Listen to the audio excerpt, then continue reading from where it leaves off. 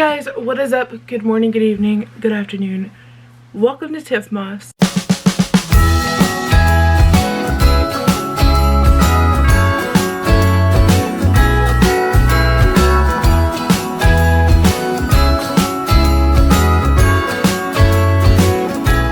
So today I wanted to talk about something that you guys have asked me so much about.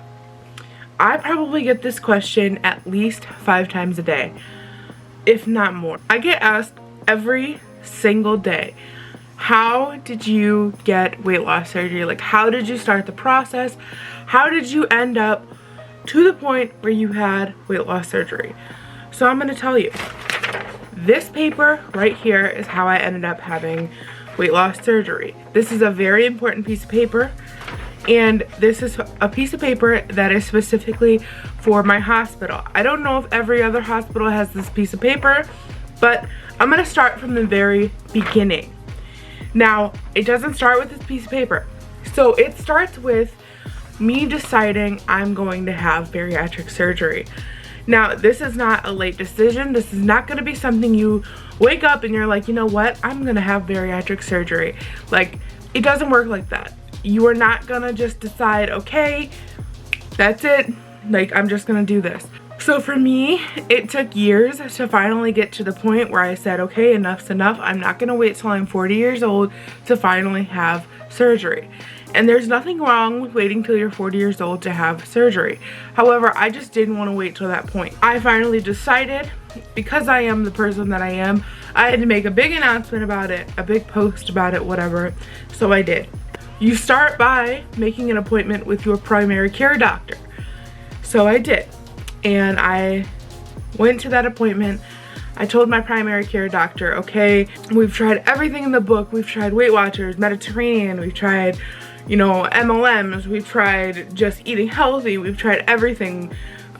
We've tried calorie deficit, we've tried everything. And it just all leads back to the same thing, that I can't seem to get a grip on whatever it is that I need help. So I told my primary care doctor that I just need help, and my primary care doctor agreed with me. And not every single primary care doctor is going to agree with you. Not every single primary care doctor is going to push and advocate for you. Not every primary care doctor is going to push you to surgery. And my primary care doctor did not push me to surgery, let's be clear. He just agreed with me. And he said, okay, a lot of doctors do not like bariatric surgery. Let's be clear on that. A lot of doctors do like surgery, but a lot of doctors don't. Let's be very clear on that. There is still a huge stigma around bariatric surgery. You might have to deal with some negative Nancy's around surgery. You might have to deal with some old statistics around surgery too. So my primary care doctor sent me to the Bariatric and Metabolic Institute at the Cleveland Clinic in Cleveland, Ohio. I don't know what every single institute or whatever bariatric clinic is going to be called for every single person. It's actually going to be called something different for every single person unless you go to the same one that I did. Unfortunately, you probably won't get the same doctor.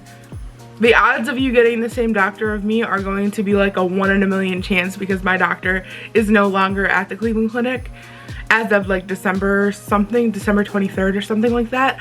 So he will not be at the Cleveland Clinic anymore, my surgeon. So that sucks. I actually have to find a new surgeon.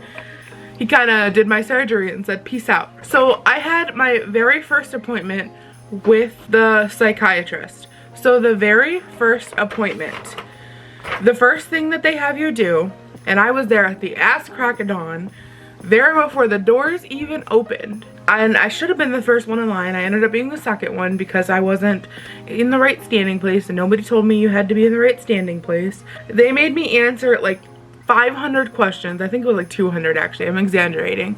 But it was like 200 of the same weird questions. And they were trying to catch you in a lie. This is a personality test, but they're trying to catch you in a lie. And they're trying to lock you up, so be aware of that. So once they get your personality and they figure out who you are, basically what they're trying to do with this test is make sure that you are a good fit for bariatric surgery. And if you're not, they are going to tell you from the beginning, you need to have therapy. Unfortunately, for me, I was somebody that needed to have therapy from the get-go. And there's a lot of people that when they hear that, they just stray away from surgery, all this stuff. Don't stray away from the surgery if you hear that you need to have therapy, I promise. So that same day, I also got this list. So this is my form that I also got. I was told that I need to fill out this entire list, this right here, for me to have the surgery. Now, the day that I got this list, this was kind of a lot. I was a little overwhelmed because I was a little like, you know, what? Like, this is a lot. So I needed to be cleared by the educational program. I needed to be cleared by nutritional, which is the dietitian. I needed to be cleared by medical, which in medical, I needed to be cleared from labs. I needed to be cleared by the actual medical doctor. I needed to get an EKG. I needed to get a chest x-ray. I needed to have an ultrasound. I needed to have a sleep study. And if the sleep study came back saying that I had sleep apnea, I needed to have a CPAP machine. And then I needed to make sure that I had all my psychological stuff cleared, and my surgeon had to clear me as well. So you guys actually don't see that on the paper, but this all got cleared obviously because I had the surgery. I was really bad at taking this paper in and getting everything signed, but it's okay, it's in my chart. For my hospital, we have like a chart that they do everything online.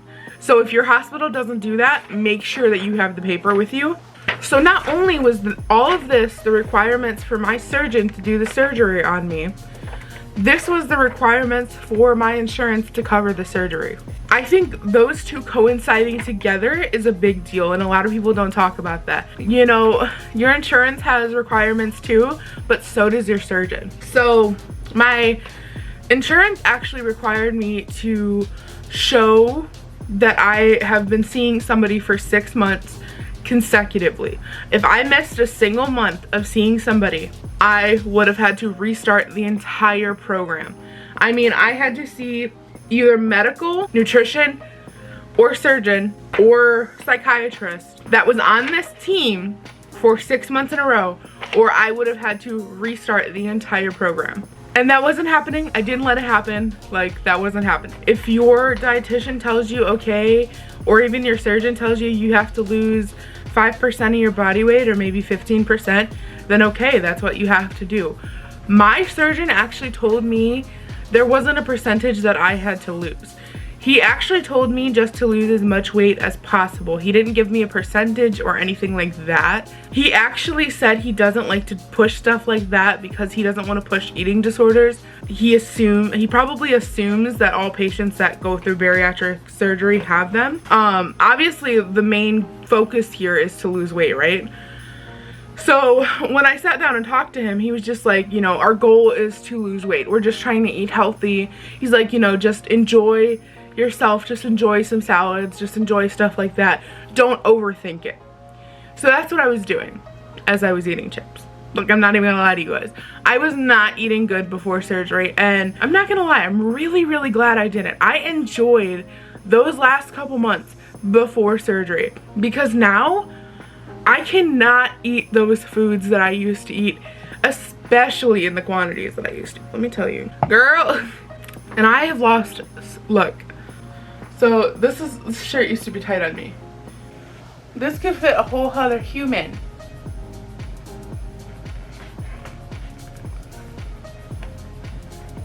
But yeah, I pretty much had to complete all this, and that's how I got my surgery. You know, just don't fight them. They tell you you have to get a sleep study done, do it. They tell you you gotta wear a CPAP mask, do it. It's only for a little bit. You know, they tell you you gotta lose weight. Unfortunately, you gotta lose weight. Like, it's gonna be hard, you know? You gotta do the liquid diet. shit, that shit is hard. Just do it. Be like Nike, do it. I know it's hard. I did it too. I know it's hard. But that's why you gotta, before surgery, before you even go to this appointment, you gotta choose.